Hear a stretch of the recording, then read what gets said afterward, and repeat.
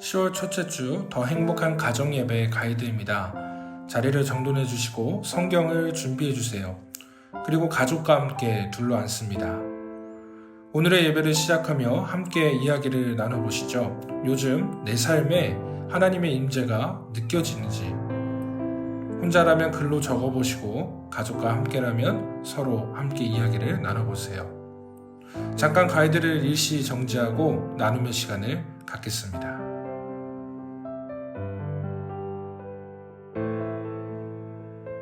서로 이야기 나누셨나요? 이제는 성경을 찾아서 가족과 함께 읽습니다. 음악이 나오는 동안 성경 말씀을 찾아서 함께 읽어주세요. 오늘의 말씀은 열왕기상 8장 1절부터 11절까지의 말씀입니다. 열왕기상 8장 1절부터 11절까지입니다. 말씀을 찾아 읽겠습니다.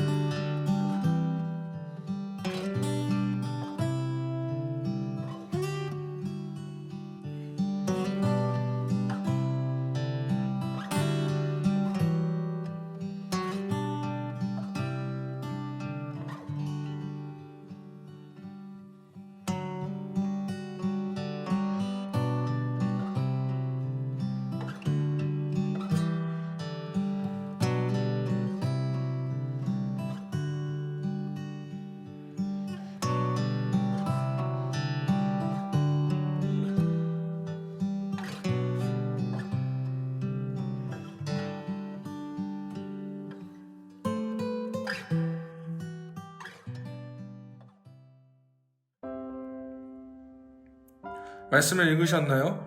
말씀의 내용을 듣는 시간입니다. 성전 봉헌을 위해 가장 중요한 여호와의 언약궤를 성전으로 옮기려고 합니다. 솔로몬은 성전을 봉헌하는 일을 하나님의 방법대로 신중하게 진행합니다.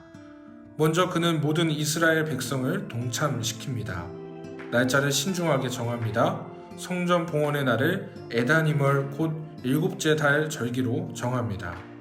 이날은 초막절입니다. 초막절은 수학의 절기로 애국과 광야에서 구원하신 하나님께 감사하는 절기입니다.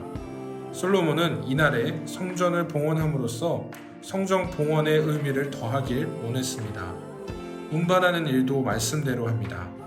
과거 다윗 때에 우사가 언약궤를 만져 죽은 일이 있지만 솔로몬은 그와 같은 전철을 밟지 않고 말씀대로 제사장들이 언약궤를 옮기도록 합니다.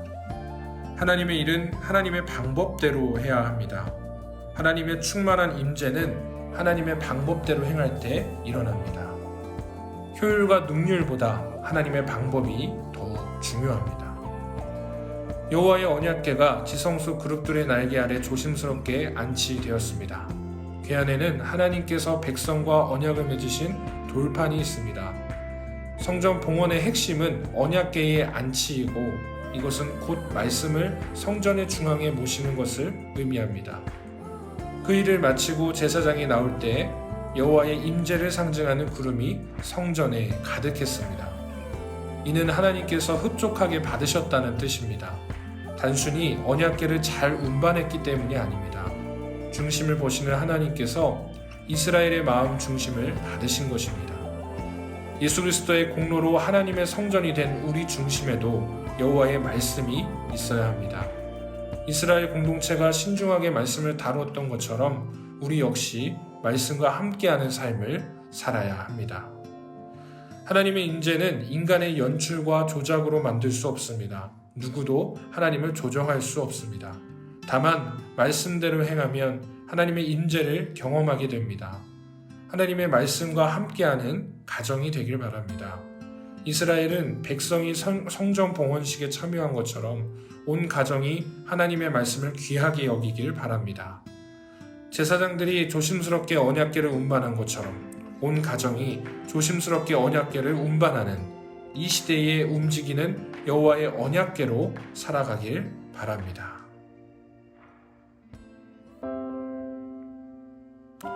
이제는 말씀을 생각하며 이야기를 나누어 보는 시간입니다. 가정과 함께라면 서로 이야기를 나눠주시고 혼자라면 여러분의 생각을 한번 적어보시죠.